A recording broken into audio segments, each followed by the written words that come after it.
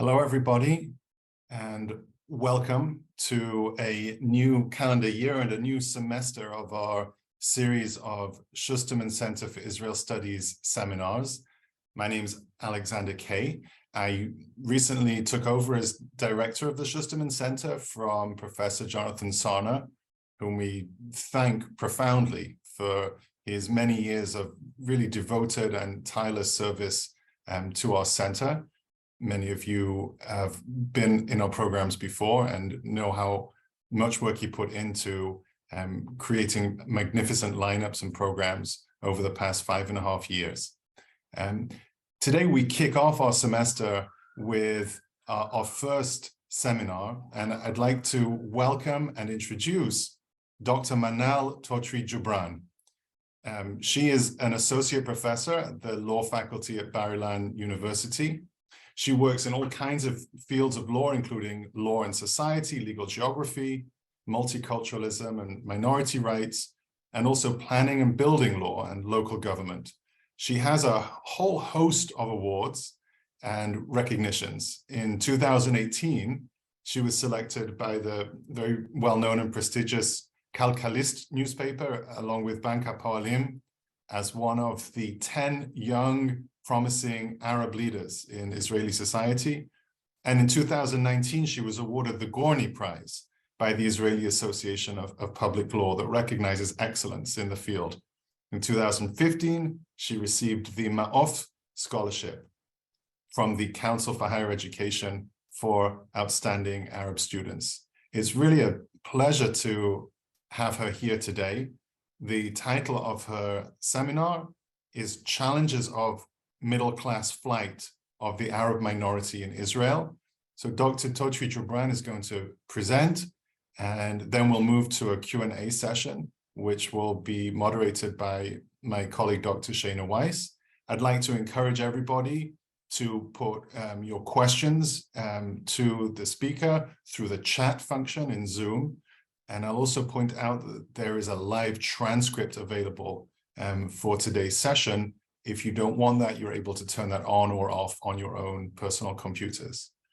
And with that, let me once again thank and hand over to Dr. Totry-Jubran. Thank you. Thank you very much for the invitation and for the introduction. Okay, so I'll just share my PowerPoint so it would be more easier for you to follow up with me. Okay.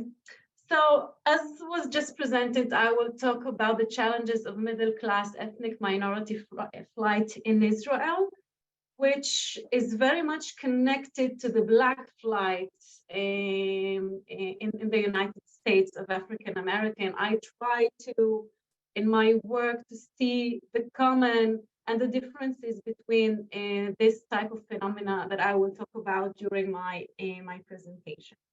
So before I begin and talk about this interesting phenomena that has been happening in Israel in the past about 20 years, I would like to give first elementary data about the population in Israel.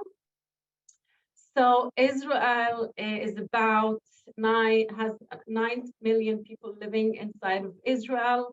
And if we see the ethnic divide, it's about 75% Jews and about 25% Arab citizens.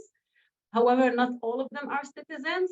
Not 278,000 of the Arab minority live in East Jerusalem and at the Golan Heights. So they are residents of the state, but they are not citizens in the sense that they do not have an Israeli passport, but so they do not have also the right to vote to the Israeli parliament. They are only residents of the state. They can, in some cases, vote to the local government. And so they have, in the sense of they have a different status from other Arab citizens that have passports. And so 5% are recognized as or identified as others, which means non-Arab Christians or people or groups that do not have an identified religion according to the Israeli law. And some of these 5% are also Jews who are not recognized by the Orthodox rabbinic stream. So they are Jews, but they are not recognized by the state as Jews. So these are 5%. Now, since I'm focusing on, oh, it's not moving here. It is. Since I'm focusing on the Arab minority within Israel, so you have to understand that the Arab minority is also divided into three religious groups: Muslim, Christian, and Druze, where 86 of the Arab minority within the 20%, 86% are Muslims, and 9% are Christian, and 8% are Jews. So these are the basic information, the demographic information. The next question is, where do these people live? Where do the 20% of the Arab minority live? So we have two main places or two main spaces that the Arab minority occupy in Israel. The first one is what I call nationally identified spaces, and these are the Arab villages that are totally separate from the Jewish villages. And the second type is mixed cities. Okay, and this is the slide that you see in front of you. By mixed cities, the concept of mixed cities in the world or in the theoretical framework is when different groups reside within or live within one space. In Israel, when we talk about mixed cities, we talk about mixed in the context of national affiliation. So we're talking about Jews and Arab living within the same space. Usually these are cities and not villages. They are recognized by the local, in their local government as cities, and about 24 to 25% of the Arab in Israel live within mixed cities. Now, a presentation, and the mixed cities is also divided into two groups. The first group, which I call historical mixed cities, and the other group is what I call mixed cities in the making. And in this presentation, I will focus mainly on the mixed cities in the making. So historical mixed cities are cities in which Arabs and Jews live in the same urban space and have been living in the same urban space before the establishment of the state.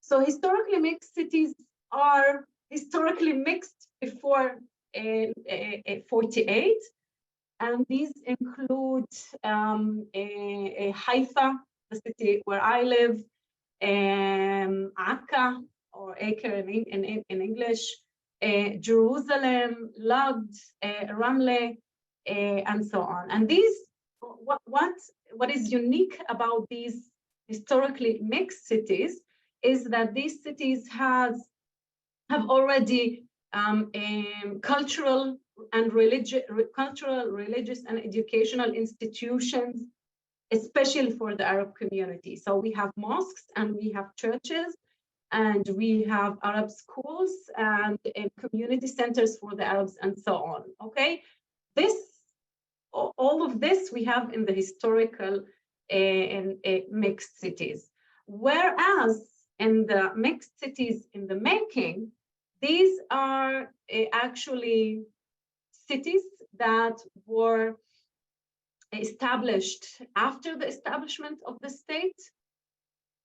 Most of them were established, and I will talk about even further as I go along, but they were established during the 60s and the 70s in order for Jews, particularly from the Arab countries who came to the States after its establishment during the 50s and the 60s. So they were erected in order, they were erected as Jewish cities, but they were erected in specific spaces that they became very popular, and they kind of attached to them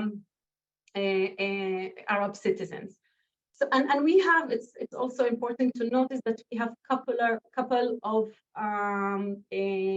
families that move to communal settlements.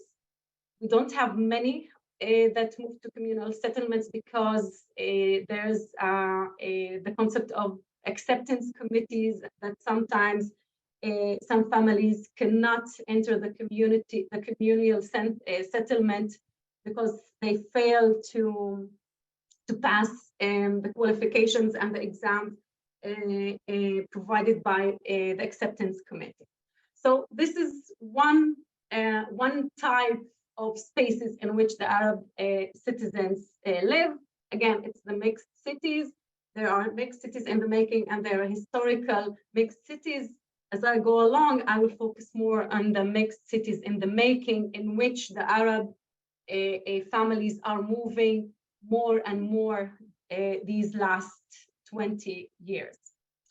And so alongside this mixed urban spaces, we have Arab villages that I identify as nationally identified spaces. Okay, I take upon Richard Ford's a concept of racially identified spaces that he refers to African American spaces that are unique and very much separated. And so I try to characterize the Arab villages according to this theoretical framework. And here I must say that actually most of the Israeli residential spaces, whether villages, communal settlements, or cities in Israel, are very much separated, not only between Arabs and Jews, not only on a national base, but also on ethnic base between the Jewish community in itself. We have also spaces that are separated according to religious affiliation. For example, secular groups live apart from, not in all spaces, of course, but separation between, or segregation between the different groups within Israel is very much familiar in the Israeli context. So we have also secular neighborhoods and religious neighborhoods, and even within the religious neighborhoods, we see Hasidic neighborhoods, the ultra-Orthodox that live apart from reforms and so on. So this phenomena is very much well known in Israel. And so, well, my argument is because the Israeli space was designed in such a form where there is segregation between Arabs and Jews, and it's not only segregation that people simply live as they like, apart from each other, from different groups. But what is unique about this framing of nationally identified spaces is that these groups usually, or these spaces are usually separate and poor and neglected. And this space usually also creates and reinforces social and racial segregation and its consequences, including the isolation of the population in question. Here we talk about the Arab minority, in the American context we talk about the African American, and it reinforces their weakening and oppression and exclusion from the center of power. So, and we see it very clearly within the Israeli context, and this is the similarity again with the racially identified spaces in the American context. So when we talk about the Arab villages, and again, in order to base this claim that these are nationally identified spaces, so the first character is that the Arab localities are usually very much far away from the center. So if you see the map on your, I don't know if it's on your right or on your left, but if you take a look on the map, so the Arab villages are the green spots, okay? And the center is kind of really in the center of the map. And when we don't see much of Arab localities in the center, we see it more in the south, if you can see, in the south and in the north part of Israel. And why is that a problem? It's a problem, or can be a problem, can be one factor of the problem, because most of the economic activities and the development and the future of economic and social mobility happens in the center of Israel. If you have been in Israel, so we're talking about Tel Aviv mainly, basically, right? It's a bit, maybe it's a bit funny to talk about the center and periphery in Israel, where in the United States, when we talk about periphery, we really talk about 3, 4, and sometimes 6 hours of drive, and Israel is so small. But again, most of the economic activities and the development occurs in the center. So when you live far from the center, you live far from the center of the money, of where money is being made, okay? And so this also has consequences on the social and economic status of the Israeli citizens. So that when the Arab localities are far from the center, they are, the potential for them to develop is much more limited. And this is one point. The other point is that the Arab localities are very much crowded, as you can see in the picture. This is a picture of Sachin in the north side in the Galil in Israel. But this is it's a picture of one city, but it really is an example of the way, or a manifestation of the way that other cities and villages in the Arab society look like. They are very much crowded in the sense that the built-up environment is very much crowded. The streets are not so developed, even environmentally, they are not very much developed because they are very crowded. And in a minute, I will explain why is this happening. And another point is that the Arab society, the Arab localities, again, villages and cities, lack of available land for construction.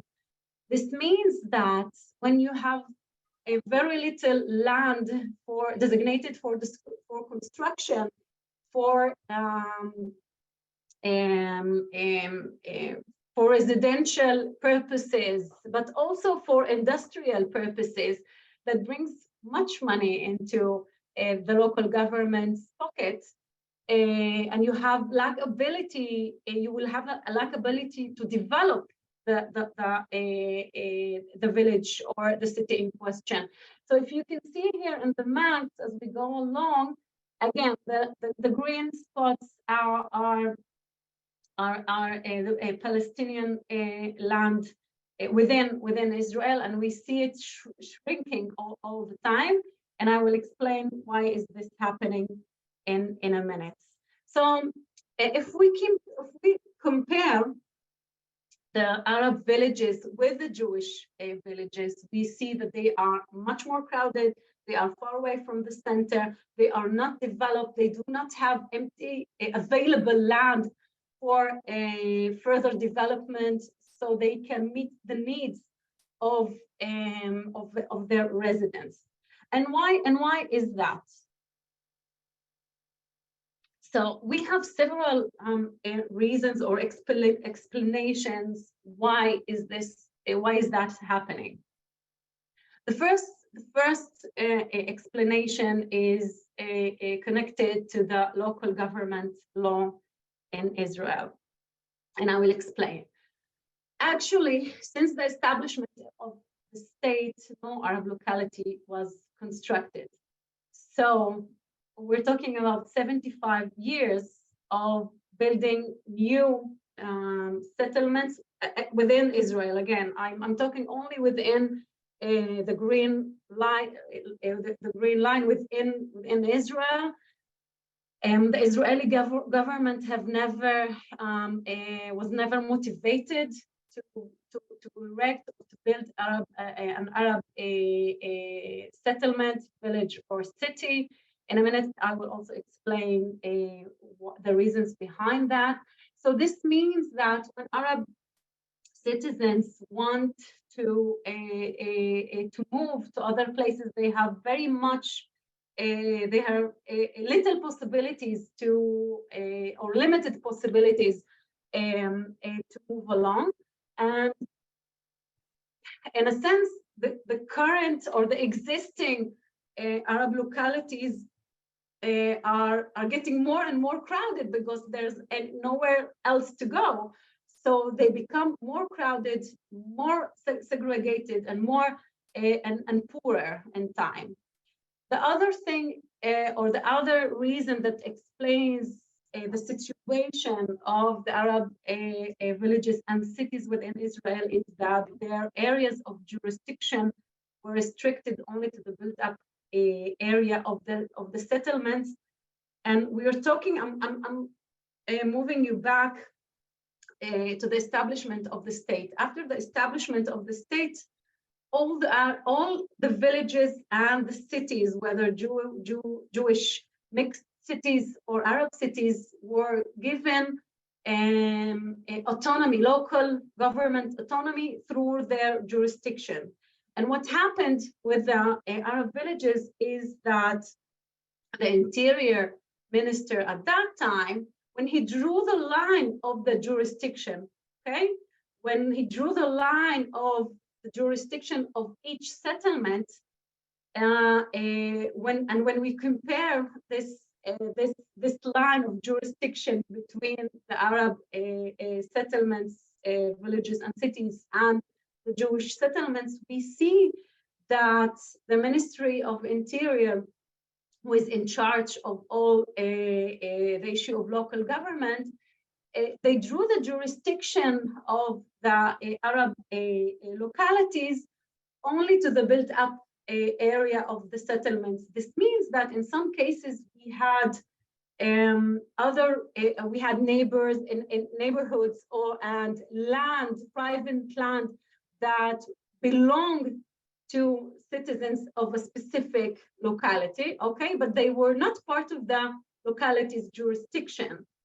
And the consequence of this issue, of this reality, was that they were not able to expand, okay, because their jurisdiction is only restricted to the built-up area. So they didn't have any available land to expand.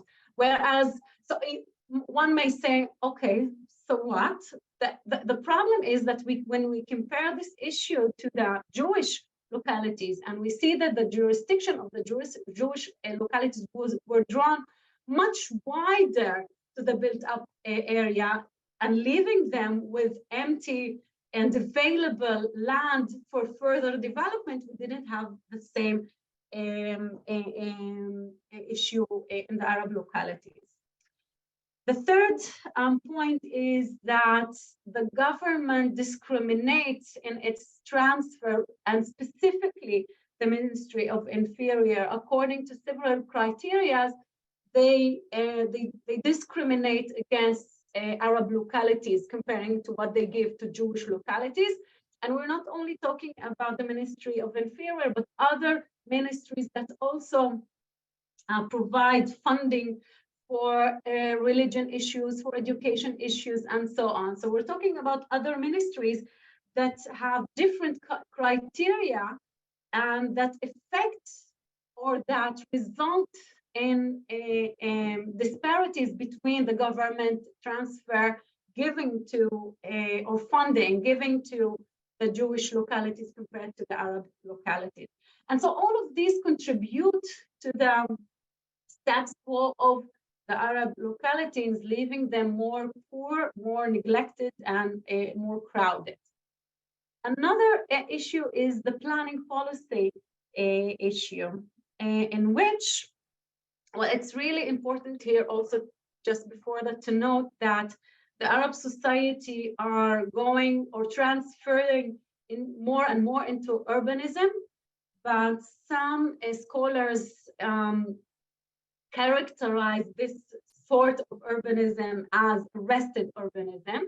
It's arrested, it's kind of stopped, because we see more people or more groups that are educated within the Arab society. We see more women going to and leaving their localities and going to work outside the localities. But again, because of the structure, because of the limited structure of the localities, some scholars identified as arrested urbanism, because we see that people are more in need for becoming more and more urban, and they are and they have some sort, they go through some sort of a social and economic mobility that is translated into urbanism. But this is an arrested urbanism, because the residential space within the Arab localities is very much limited, that rests, that stops, or that limits this urbanism. And so there's another aspect that also affects the way that localities look, specifically the Arab localities looks.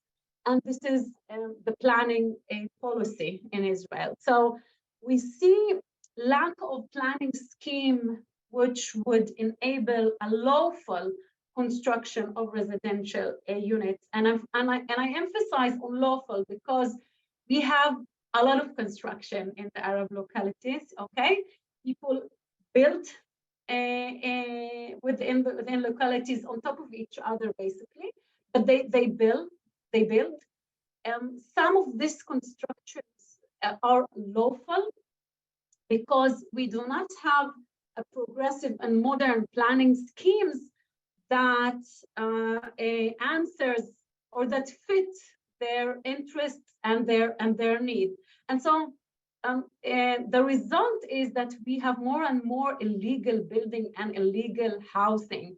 A phenomenon that, by the way, we see also in the ultra-Orthodox and the Hasidic localities as well, because they do not have, or they could not have developed planning schemes that would fit their needs. And so this is one of the main problems in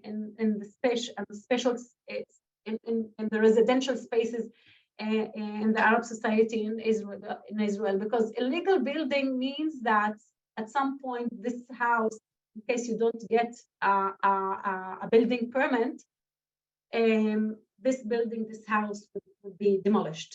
Okay, and now a couple of years ago, after the Chemnitz enactment, there's also a new enactment that people who build illegally are also fined in very high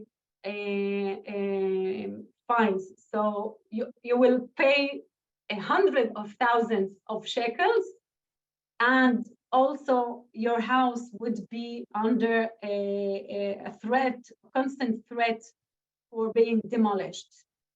And you would ask me, okay, so why don't they promote planning schemes, right? Why not just promote planning schemes? So one of the problems is that some of the regional and district planning committees, most of the regional and district planning committees are controlled by Jewish representatives. I don't have the time to explain it, but specifically when we talk about small localities, small Arab localities that reside within the regional special planning, in which there are also kibbutzim and mushavim, which is some sort of communal settlements that are Jewish. And so we have regional committees that are basically controlled by Jewish representatives on the whole region, but the region is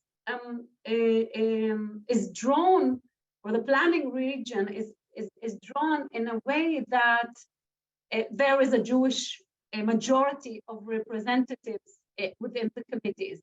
And so Jewish representatives are less interested in promoting planning schemes for the Arab localities. So we are left with very little progressed planning schemes that would answer or fit their needs.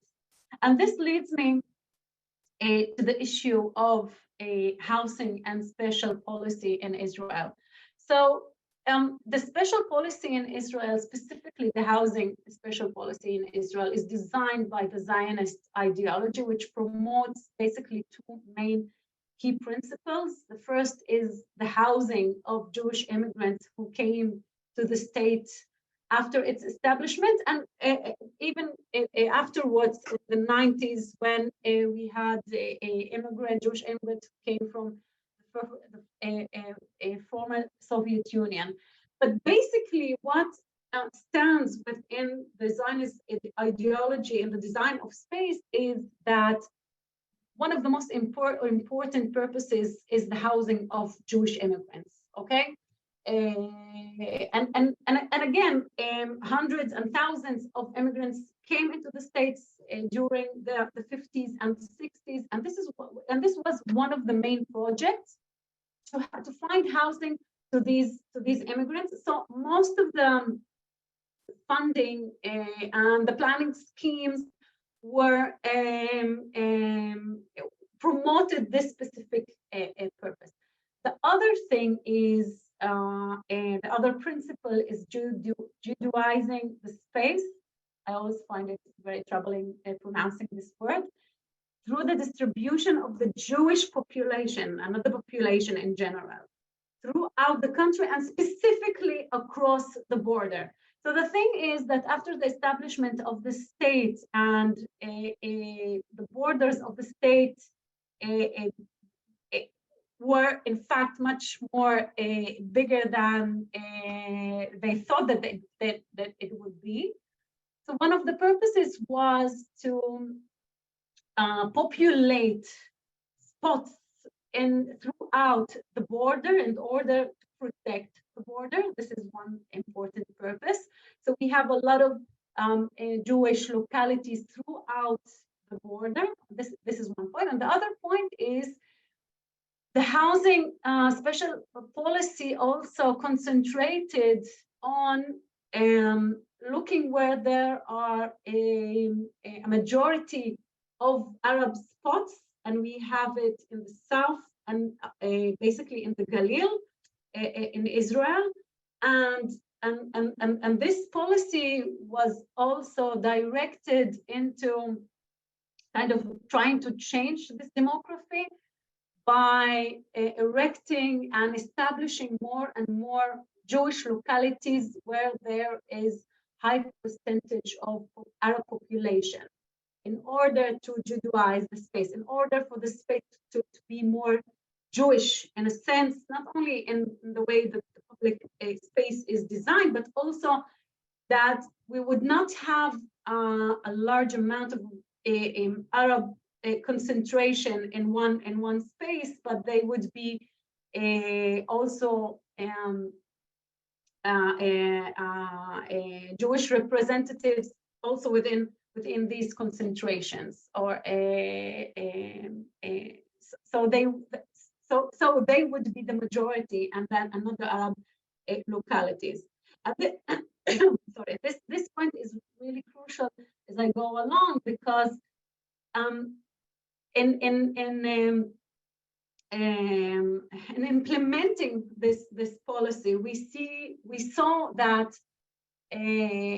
most of the Jewish localities that were erected during the 60s and the 70s were erected in the Galil, a part of Israel, and in the north part of Israel, where again there is a high percentage of Arab population, and contradictorily, kind of these localities were made more and more popular for the Arab society, for the Arab citizens who got very much tired and had no possibilities to live in their localities, and so they start moving to these localities that again were established actually as Jewish localities, okay, in order, and specifically in these spots, because there's a large amount of Arab citizens in these spaces, and their unique space made them more and more popular for the Arab societies, for the Arab families. Sorry, in the past 20 years, that very slowly they became mixed cities in the making, and that I will talk about in a minute. And so we have another a point regarding the planning policy that affects the Arab localities development. The Arab localities are surrounded by land designated by national park, natural reserves, highways, and so on. What does that mean? That means that it's very challenging to change the designation of available land surrounding the Arab localities. So even if we broaden the jurisdiction of the Arab localities, still these lands are designated to national parks and natural reserves and so on. And it's very challenging to change these the designation of the land and have it more available for their needs. Again, as part of the Zionist ideology, there was no government policy of allocation of land to the Arab community. But I have to say that in the last about 35 years, we see more and more change in this direction, and we do see a starting point in the allocation of more and more land to the Arab community, because the government understands they are suffocating within their localities and moving slowly again into Jewish cities, making and changing their character from Jewish locality, or their identification from Jewish locality into mixed cities, and the government do not really like this move, and so they started putting more and more money into the local into the Arab localities, and allocation of more and more land. Okay, I will move along because I have about 6 or 7 minutes. It's really important also to understand the settlement patterns of the Arab community within their localities that also affect their crowdness and their disability to live in some cases their localities. So we're talking about a very patriarchal lifestyle in which the family is very much central. We do not have, maybe in the recent years we do have more and more, but the concept of babysitting, it's not really familiar when we have kids, and so the family, the mother-in-law or the father-in-law is more responsible for raising the kids and not for babysitting. So they need to be near the family. They not very often leave their families and leave the localities that they grew up in. The trade in the property rights inside the Arab community is very much limited, and it's very restricted to family members only. In other words, people do not sell their lands. Okay, it's some kind of something that it's really central and basic in their consciousness. They do not sell that. We don't see much individuals that are willing to sell their lands, and if they do that, they only sell it to family members, and sometimes they sell it only to people from the same religions. Like Christians would sell only for Christians, Muslim only for Muslims. Of course, they would not sell for Jews. This also the main effect of this point is that lands within the Arab community, within the Arab localities, because they lack available land, and they are not really free for transactions. This makes land very the opposite of expensive. It becomes really expensive to buy land within the Arab localities. And so when and it's really because we're talking about a patriarchal lifestyle, we see more and more building on top of each other, but basically on top of each family. Okay, we see basically the son, the man, okay, living on top of his parents' house or under his parents' house. They do not leave their localities. So we see more and more dense neighborhoods, okay, and more crowded neighborhoods. And so the question is, where do they go? What do they do? Especially, and here we're talking about middle-class Arab families that have undergone a process of social and economic mobility. We see that they are more and more academic families. The woman is academic, and she gets out to work, and so on. And then the characters of the Arab localities become very much suffocating for these families. And so we see a phenomena of them moving to new spaces, and these spaces that are also have joint lines with the spaces that the African American who go under a process of social and economic mobility. Well, they move. Where do they move? To the white spaces in the American context, and in Israel to the Jewish spaces. So we're talking about homogeneous spaces populated by the hegemonic group. Shani, I will need another 3 or 4 minutes. I hope it's fine, just to make this point. Yes. And then okay, great. Great, thank you. Thank you. So the characters of these targeted spaces, I call them targeted spaces. These are homogeneous spaces populated by hegemonic group. Again, we're talking about in American white spaces and in Israel Jewish spaces. Usually these spaces, as you see in the picture at the bottom, it's an a Jewish Israeli locality. They enjoy a high standard of living. Okay, we have open spaces, we have spaces for kids, and so on, and they are much more spacious and not so crowded. And what I identify is that in the American context, there's a phenomenon called Black Flight that was conceptualized by William Frey.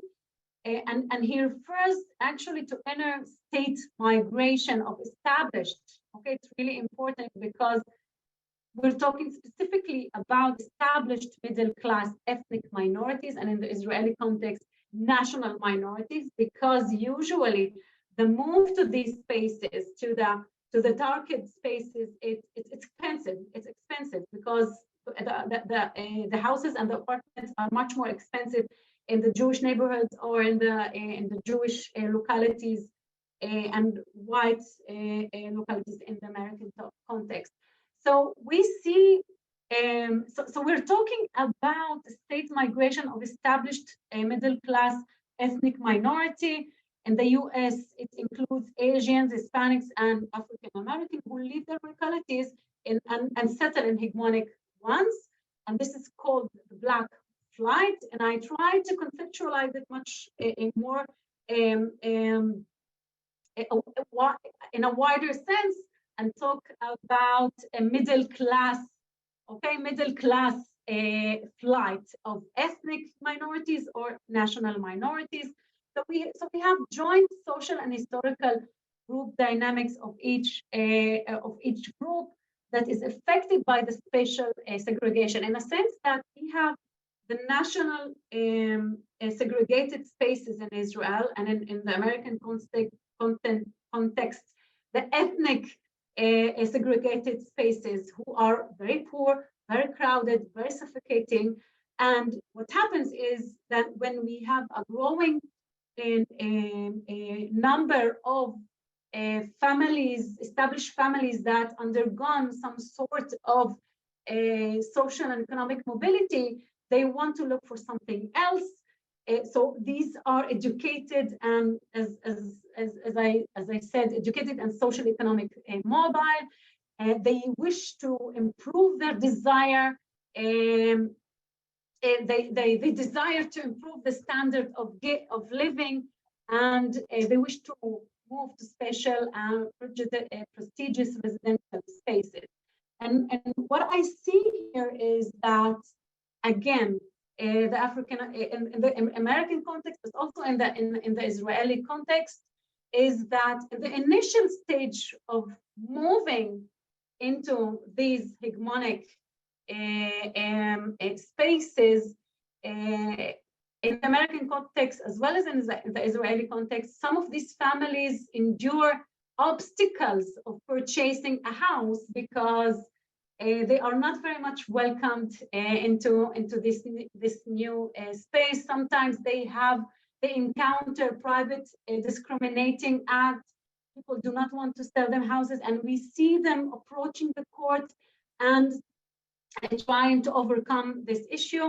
And here I will conclude. Another thing that is happening that's really interesting is that after they move to this hegemonic spaces, and these spaces become and turn or evolve from Jewish localities and evolve into mixed cities, we see that they start litigating for collective rights. They start, as I mentioned before, what the difference between the mixed cities, the historical mixed cities, and the mixed cities in the making is that the historical mixed cities, we have educational, religious, and social institutions that lack in the mixed, this new emerging phenomena of the mixed cities in the making. So we see more and more litigation for collective rights.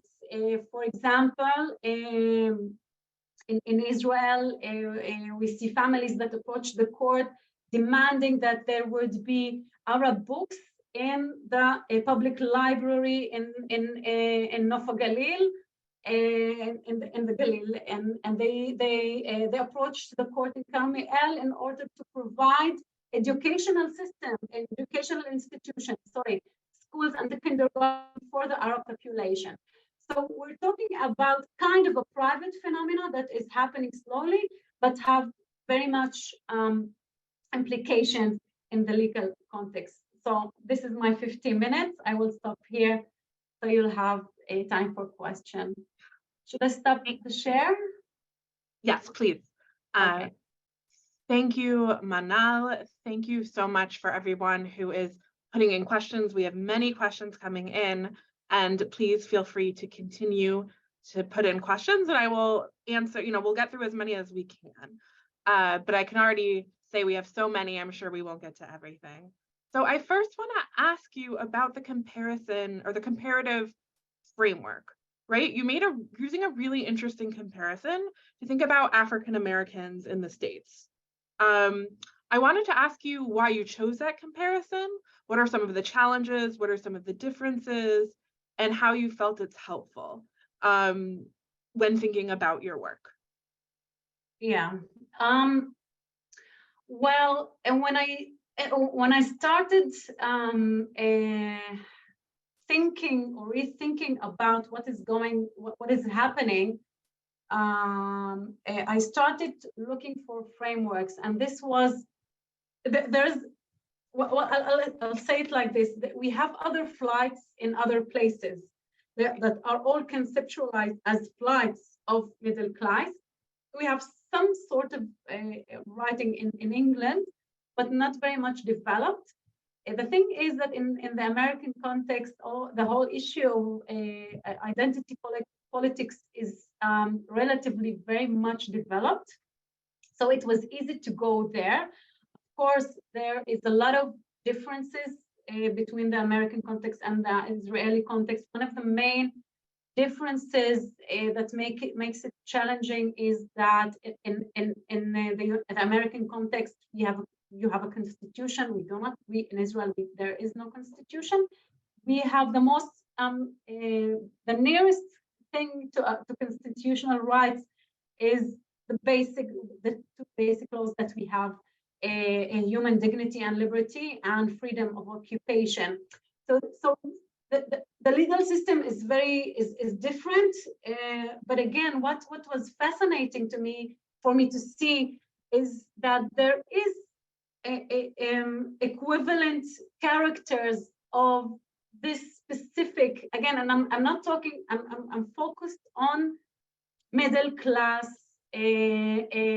groups, about established middle class groups. I'm not talking about a larger phenomena that needs to be worked out differently. So, but of course there are differences between the two, and we have different struggles, social and legal struggles in the US that is much more developed and less developed in the Israeli context. We have a different political background as well. So obviously there are a lot of differences as well.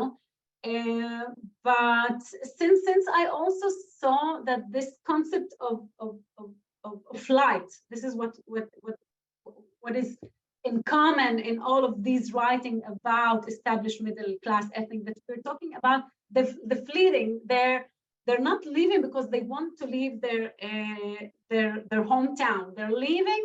They're flying. They're kind of not a really pure free choice in a sense.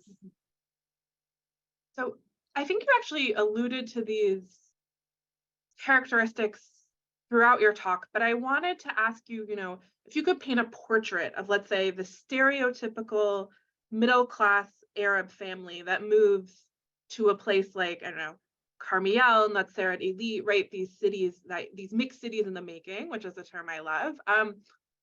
What are they like? Like, where did they go to school? Where did they get their education? Where do they work? Right? What are some of the defining characteristics of this group? This is an excellent question, because I didn't have time to expand on it. Okay, so first of all, we are talking about uneducated families. Most of the times we're talking about both members of the family are educated, meaning that women and men as well, okay? This is one point. The second point is most of these families, and this is a research that I did not do myself, but I rely on in my writing, most of them are also secular families, okay? That it's much easier for them to be apart from this patriarchal form of settlement. Another very important character is that the Arab institutions are very much important to them. So even when they move to Nafo Galil and Carmiel and Afula and so on, they still want their children to go to Arab schools. So if we're talking about a family, an established family who used to live in Nazareth, okay, and moves to Nafo Galil, and I'll just say something very interesting here. Nafo Galil was named Natseret Elite, or Nazareth Elite, okay? Which upper is Nazareth. Yes, upper Nazareth. But because of the move of the Arab families during the 20, 30 years, they changed the name of the locality into Nov HaGalil. So it's not related in anyhow to Nazareth, okay? And when you enter Nov HaGalil today, you will see a very big flying flag of Israel, just to emphasize that still this is a Jewish locality. And so you will see also a lot of resistance from the local government in providing Arab institutions, whether we talk about educational institutions or more public institutions such as libraries, and so on. So if I go back to your question, where did their children learn? They learn in Nazareth. They learn from in the villages that they came from. And here we have another problem, is that not all of the families changed their register in the Interior Ministry, because they still send their kids into the other Arab localities in schools. But an interesting phenomenon that we're seeing now is that they're starting to demand having Arab schools within the new localities. But we're talking about the past 5 to 8 years. And there's also a reason for that, because when we're talking about a couple of families, they do not have any based claim for demanding such an institution. But when we're talking about hundreds of families, and we're talking now thousands of residents, they have much more based claim towards the local government to provide this institution. So there are kind of it's a phenomenon that is really known in the suburbs, in the sense that they go and sleep in the suburbs, but they work and learn and do everything in the city. So it's kind of very much like that. They use a very American very American. So they do not rely very much on the public institutions within these Jewish mixed cities in the making, because they are very Jewish. But again, they enjoy the parks there. They enjoy their individuality. Okay, we're talking about more modern, secular, more individualist families that do not, they still rely very much on their parents in bringing up kids, especially when we're talking about women who go out to work. So, and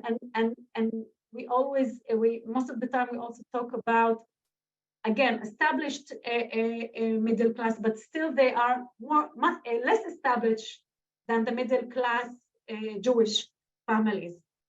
So in order to kind of not to spend money on babysitters and so on, they spend the money.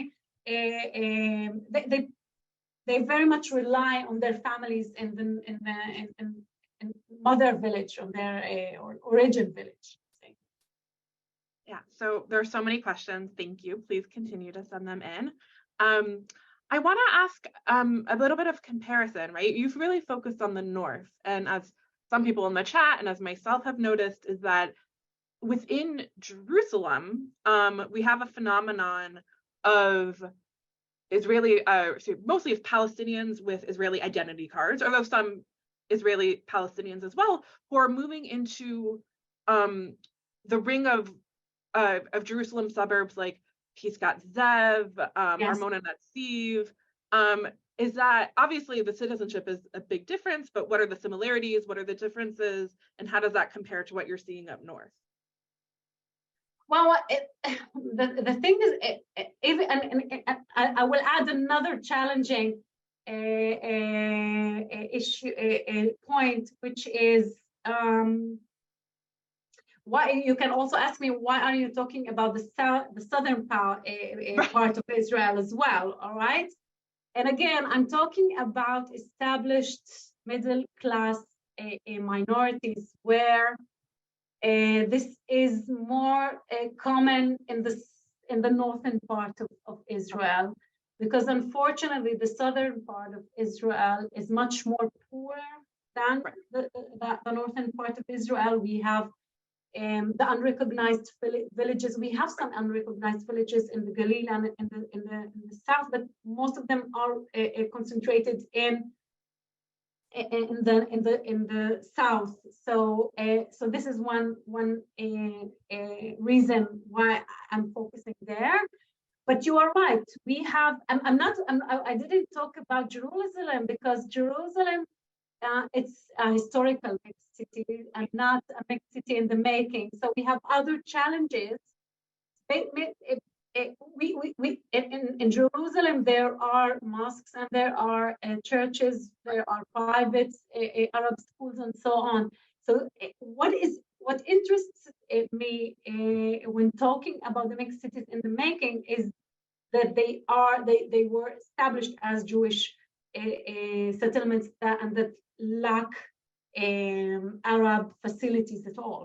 So this is why I focus there, and why is this happening there? Again, because it's comparing to the southern part. The northern part is a bit more wealthier. I will not say that it is wealthier completely, but it's a bit more wealthier than the southern parts. So it reminds me, over the summer when I was in Israel last, we stopped at one of these malls just for the group to eat dinner and whatnot, and I was shocked that this relatively new mall, which was very expensive, was almost entirely surrounded by Arabic speakers, right? Buying very expensive clothes, very expensive food. And I think it just really speaks to, it was in the north, some of these economic processes. I wanted to ask you, and this came up as well, and I think also has interesting parallels to the States, about gentrification, right? Are these people seen as gentrifiers? Have some of these areas undergone gentrification? How do they, themselves relate to processes of gentrification, which have already happened in some of the, older mixed cities, like we see in like Wadi Nisnas and Haifa? How does that relate to this? Because as you definitely know, and I'm sure some of our audience knows as well, there's a huge housing shortage in Israel, which has raised the prices for everyone, including the groups we're talking about today. Yeah, well, the gentrification issue is more connected to the historical mixed cities and much less to mixed cities in the making, for a very simple reason, and that is they are not that strong enough families that would be able to form this process of gentrification. Basically what is happening, and this is again coming back to your first question, what is happening is a process of a tipping point.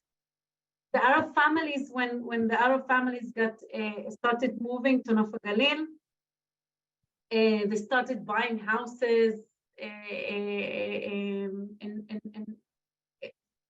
in some sort of market value, but because they have much more shortage in housing in their localities, and they specifically need to go to Naf Galil where there is already some sort of a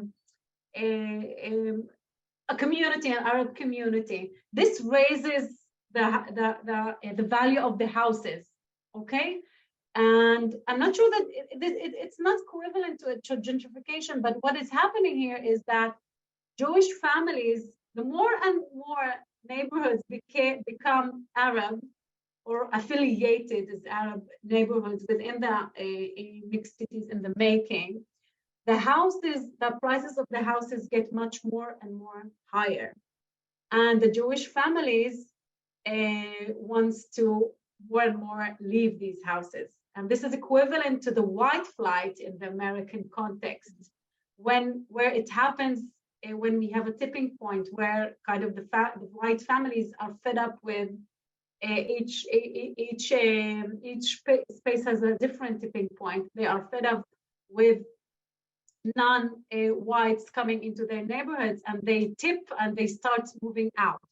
The same thing is also happening in the mixed cities and the making localities, and this is this really raises prices of the houses. And again, this is a kind of a closed circle, because it's only available to established families. Because as more and more the prices are higher, the more it would be challenging for other groups to get inside. And this is another point for research. What does this happen? What does this results within the Arab society? Okay, because we kind of start having some sort of segregation, which we already have, right? In all societies, segregation according to social and economic status. But this phenomenon intensified this more. Yeah, right, and that actually answers one of the questions that came in from a couple of people is, how does this affect the village back, the village back home, so to speak, where these people are from, right? And I think you alluded to that. I wanted to ask you about something that's been in the news a lot, and that's the issue of crime. The Arab community in Israel, the Palestinian community, has seen, of course, like really big crime waves, and there's a lot to say about it, right? And a lot about it. How has this affected the discourse among this community? Is this part of the conversation? Is there, how are these concerns, whether based in reality or not, that this will, quote, spill over to places like Nov HaGalil? What role does crime and the perception of crime, this crime wave, play in these moves? Well, this is a really interesting question. I don't have any answer that is based on research, but I can tell you my intuition. I think that more and more people are now starting to move out of their villages due to this issue. But again, only people that have enough money to do that, they move out because people are afraid, genuinely are afraid to get shot accidentally during and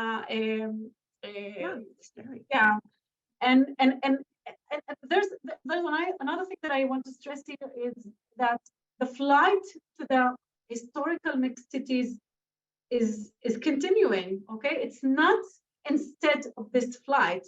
So we have two flights: the mixed cities and to the historical cities. I don't have any, again, statistical findings, but I can assume that more and more people are leaving the Arab localities because they cannot live there anymore. But it's restricted to specific established families. And this leads me to the first sentence of your question. And I'm not sure if it was a question or just a comment. What the consequences of this phenomena is that we are left with more and more poor families in the villages. So even these established families that are undergone liberal processes and urbanization, and they are more academic, and they're leaving their villages. It's the same as Jewish individuals that are leaving Israel for the sake of the United States or European, because kind of flooding, these minds are flooding. So instead of helping their localities, they're just moving away because they don't have anything to do there. And this leaves us with more and more marginalized groups within these localities.